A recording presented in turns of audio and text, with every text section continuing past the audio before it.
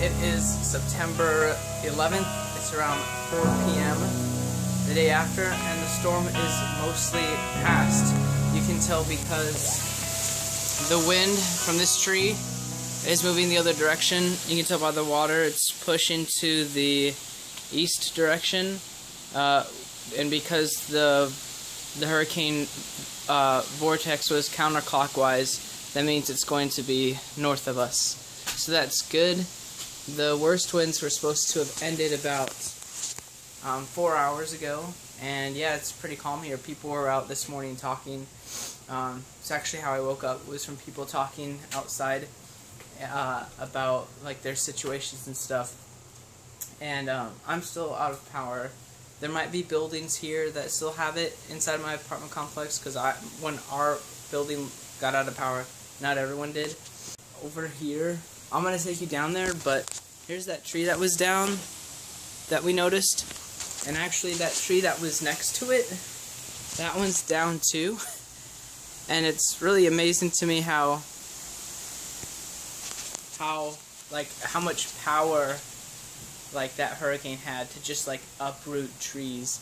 That tree was planted by the waters, so it wasn't as well rooted as other trees, but still, to take a tree and like toss it out of its foundation, that's pretty crazy. So I'm gonna show you that tree down there, and we're gonna go look at my Jeep, and it should still be there. I think I picked a good place for it to be parked, so we'll see. We'll see how good I was at analyzing that situation. So this is the complex. This water still is pretty high. All those trees, the bases are underwater. There's a kid over there. He was fishing for a while, but he decided to stop. He probably wasn't getting any fish. The ones that survived, I don't know if they're chilling at like the bottom to still protect themselves, but usually people do fish in this pond and they get stuff. But not today. Here's that second biggest, or that bigger tree that fell, and the smaller tree. So up close, this is that storm drain we were looking at last night, and yeah, it's still underwater, which is amazing. Everything must be plugged up. Coming close to the water like this made me see this long metal, like long metal bar. Actually, it's about like 10 feet, 9 feet maybe like 3 meters long, and it looks like a gutter, actually, from on top of the apartments. It's really sunny here, which is really interesting. It's almost like if all this, it's not a lot of destruction, but if this destruction wasn't here, it would be almost as if nothing ever happened. That's the tree and its roots. That's the larger one. And the smaller one, oh, there it is. It's right all the way past it. It's harder to see, but it's still in the water. Right there. And there's several more that came down with branches all the way down there. So, want to see more destruction? I think it's pretty amazing how seemingly easily all these trees fell. But the thing to keep in mind about that is that the wind alone may not have taken down these trees, but because of the humidity in the air and the rain content in the air from the hurricane, it actually contributes to a higher mass. The air has a higher mass than it normally would have been.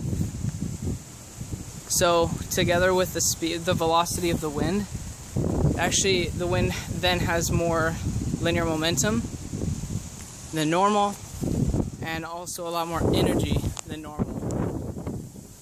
So there's going to be greater force on the tree when it's really humid and it's raining at high speeds than it would at high speeds without the humidity and without the rain. Also, as the trees become more saturated, that with the rain, the water sticks to the trees. Of course, it gets saturated. That mass contributes to the weight of the tree as well. So its support structure, the network of roots, have to bear a bigger load because there's more weight on it. So thus there's going to be more strain, and these are going to be uprooted much easier than if there was just wind alone. This is overkill though. This is just to give you a basic idea of what happened here in my part of Daytona Beach, Florida, during the great monstrosity that was Hurricane Irma of September of the year 2017. The last thing I heard from the news about the evacuations was that 7 million people in Florida left the state, and because of math, there being almost 21 million people here, that means a third of the people left the state completely. So I actually feel kind of special to be one of the 2/3 that remained here. I did have a really good place and a safe place to stay, as you've been seeing. I haven't seen any real damage to any structures, just the environment. So really picked a good place to live, and we're at a great elevation and really well protected. We're really far away from, 4 miles away from the ocean, so we're not in evacuation zone. I wasn't one of the people that were in an evacuation zone and decided to stay. I was one of the people that, the evacuation zone, there's not even an evacuation zone in the surrounding 5 square miles, which is great. And all that prep work I did before the hurricane was even close, so we determined it was a good plan for us to stay here. But this is what it looks here, and this is where I was in 2017 of September, having fun, living the good life, I guess.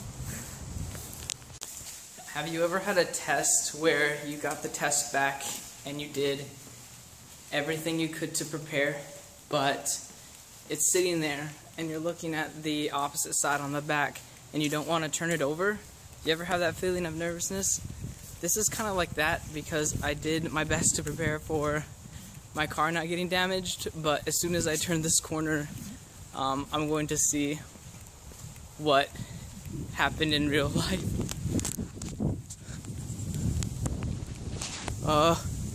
So it's still there. That's the first plus. It is still there.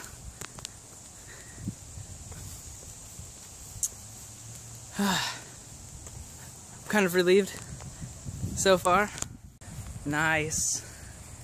So I chose to park it between that building and that building, and all the wind coming from there, it came from this way, it would have, that building would have split it around, it would have formed those mini vortices, but I think this building protected it by disrupting that airflow again, so nothing could form.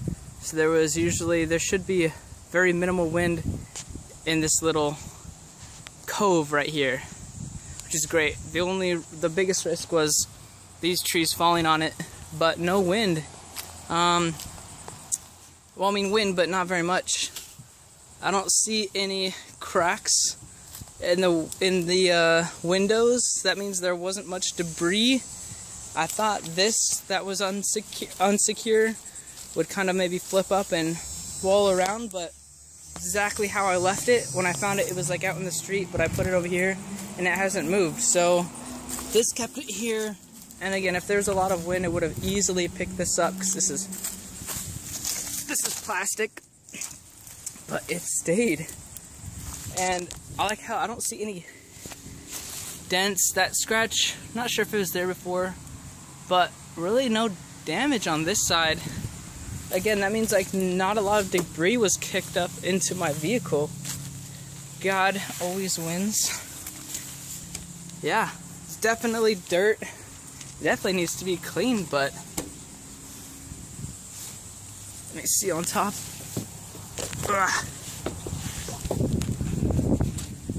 Yeah, exactly what I thought. I'm very satisfied. very satisfied. That means I can still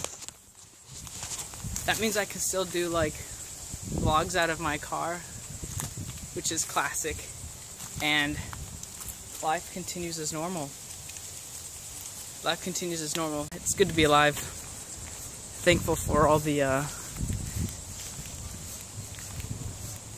the messages I got and the texts that I got from people. Thank you for texting me, even though I didn't have power. I wasn't able to get back to them as soon as I would have liked to have, but it means a lot, especially to the friends who texted me and sent me messages on social media, and my parents as well. Looking forward to getting back in contact with everyone I haven't been able to soon, and I will talk to you later. This is a really good example about how you do your preparation when it comes to your believing for God to protect you, but you also do your best with your own five senses, what you know to do. For me, having an engineering background, it definitely helped a lot, or I kind of have sort of this planning mentality. It's really dark over here.